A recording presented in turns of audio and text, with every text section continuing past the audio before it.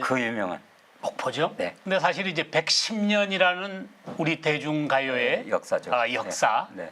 이 말은 사실은 아이넷 TV가 네. 향수라는 야심적인 프로그램을 통해서 이제 맞습니다. 설정한 명제예요. 예. 110년이라는 이런 아주 기나긴 세월을 이렇게 제시해준 데 대해서 정말 가요를 공부하는 한 사람으로서 굉장히 이제 고맙게 생각을 하고요.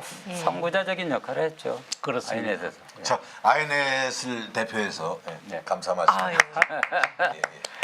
참 목포의 눈물이 상징적인 노래죠. 상징적인 노래죠. 그렇죠. 목포라고 얘기만 하면 목포의 눈물. 백고동 소리가 들리는 듯하고, 들리는. 예. 유달산에서 예. 부산도 항구고 여수도 항구지만 목포는 또 다른 느낌이 오는 항구다. 이렇게 얘기할 수 있죠. 1935년에 목포의 눈물이 이제 나왔는데요. 네네.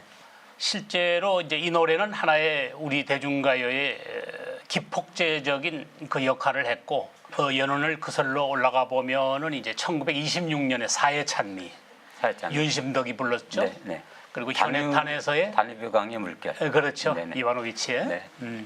그 노래를 작사한 김우진 네. 이 사람이 목포 사람입니다. 아. 예, 그러니까 우리가 대중가요의 사실은 여행을 시작하면서 목포서부터 시작했었어야 돼요. 어떤 면에서는 그러면서 좀 늦게 온 감이 있다 이렇게도 얘기할 수 있습니다. 목포를 대표하는 노래 중에 유달산이 빠진 노래는 없죠? 뭐 유달산이 빠진 노래가 없죠. 없죠. 목포 노래는 유달산이 다 그래서 들어가더라고요. 목포의 노래가 이제 여러 곡이 있는데 그 노래들 가운데서 유달산과 노적봉, 네. 영산강과 사막도 사막도. 이 네 개의 프레임, 예. 이 사각의 프레임 속에서 다 모든 노래가 되는데 안에서 다. 예, 제가 나중에 얘기하려고 했는데 미리 해답을 끌어내 주셨으니까 예.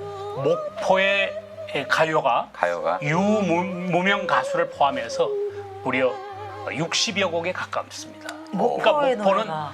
목포자만 들어간 노래만 그 정도니까 목포가 과연 정말 가요의 고장이다, 고향이다. 목포 사람들의 자부심이라서 이걸 목포의 눈물을 목포의 그러니까 애국가다. 애국가다. 이렇게 얘기하기도 하고 이게 응원가가 되기도 합니다. 이런 눈물의 노래가 응원가가 될 수 있을 정도로 의미가 또 있고, 그래서 이제 예전에는 목포역에 내리면 목포역에서 목포의 눈물 노래가 나왔었어요. 언제부터인가 사라져 버렸는데 사실은 다시 좀 그런 게 들을 수 있었으면 좋겠다 이렇게 생각하고, 또 이제 남진 씨가 목포 사람이잖아요. 그렇죠. 근데 뭐라고 얘기를 했냐면 이제 목포에서 좀 눈물 얘기는 그만하자 그러는데 그런데 목포에서 눈물을 빼놓고 목포를 얘기하면 안구 건조증처럼 너무 의미 건조하죠. 좀 건조하게 네. 느껴질 수 있겠죠. 목포의 눈물은 사실 향토 노래의 원조예요. 네. 이때부터 이제 그 지역 노래, 고향 노래가 생기기 시발점이 시작을 된 그렇죠. 거죠. 유달산이 여기 230m밖에 안 되는 그 정도밖에 안 되는 아주 낮은 산입니다. 그러네. 근데 전체가 바위로 이루어져 있어요. 아. 그래서 유달산에는 바위가 1등 바위, 2등 바위, 3등 바위까지 있어요. 그 전설이 있는데 뭐냐면 사람이 죽으면 재판을 받는데 1등 바위에서 재판을 받고 2등 바위에서 대기하다가 이제 3등 바위에서 이제 각기 흩어지는 거예요. 그래서 이제 천국으로 갈 수 있는 사람은 이제 학을 타고 사막도 쪽으로 날아가고 그리고 고하도 용머리로 가서 용을 타고 승천하는 사람도 있고 또 거북섬에 가서 거북바위를 타고 용왕님을 만나러 가는 그런 케이스도 있다. 이제 이렇게 얘기를 하는데 지금 우선 그 노래비 거기가 바로 대학루라는 곳이 있습니다. 대학루. 학을 기다리는 정자다. 근데 이게 전설하고 관련이 돼요. 뭐냐면 옛날에 유달산에 이제 어느 무사가 청년 무사인데 잘생겼어요. 그래서 이제 열심히 이제 무술을 연마하고 있는데 저 사막도 쪽에 살던 그러니까 그 동네 처녀들이 이제 배를 타고 와가지고 보러 왔어요. 보러 왔는데 못 만나고 갔어요. 그런데 이제 무사가 나중에 그걸 알고 화살을 쏴가지고 그 배를 맞췄는데 배가 그만 침몰하는 바람에 이 처녀 셋이 죽으면서 그 자리에 학이 하늘로 올라갔다 이래서 근데 사막도가 됐습니다. 닭이 3마리. 제가 알기로는 그래서 사막도란 말이 나온 거예요. 그렇습니다. 그런데 우선 이 노래가 탄생한 것도 사실은 그 1935년도에 그 조선일보사와 이제 OK 레코드가 오케이 같이 레코드, 예. 전국 10대 도시 향토의 노래 이 가사를 공모를 했는데 신예 시인인 문일석이라는 사람이 문일석 예예 20살이에요. 예, 예. 이 사람이 이제 목포의 사랑이라는 노래를 투고를 해요. 그게 당선이 되면서 이제 이 노래가 되는데 요게 나이가 재밌어요. 18살에 이난영이 부르게 되고 20살에 문일석, 22살에 손목인 이런 2살 터울의 이런 근데 그 이제 목포의 눈물 작곡가 손목인 선생님이신데 네.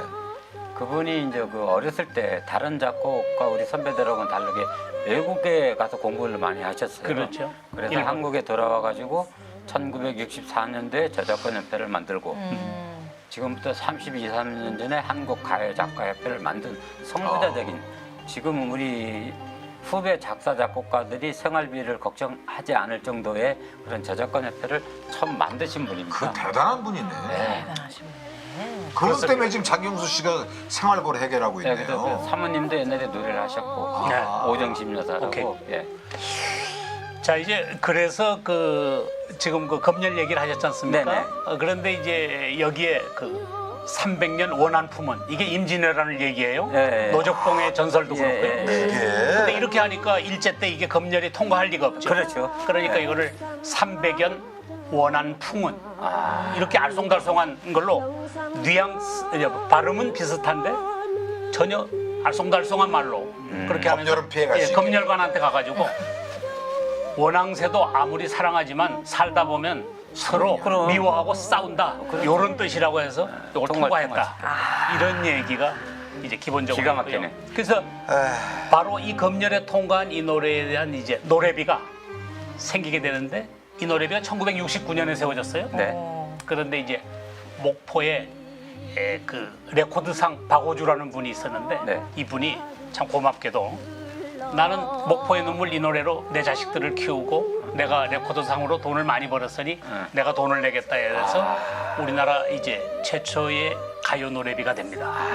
그걸 쓰는데 이 노래비의 특징 자체가 뭐냐면 원 가사와 검열을 통과한 가사가 같이 들어있는 아주 드문 그런 이게 지금 노래비가 좀 됩니다. 기록이 많은 그러네. 이게 많은 최초로 그렇습니다. 최초의 노래고 최초고 예. 최초의 향토 노래고 네. 최초의 노래비고 조광지 초와 조광지 첩이 함께 동거 생활을 하는 한 집에서 좋은 얘기예요. 그래서 이게 실제로 지금도 일본 사람이 부르고 오늘 지금의 평양 사람도 부른다는 목포의 눈물입니다.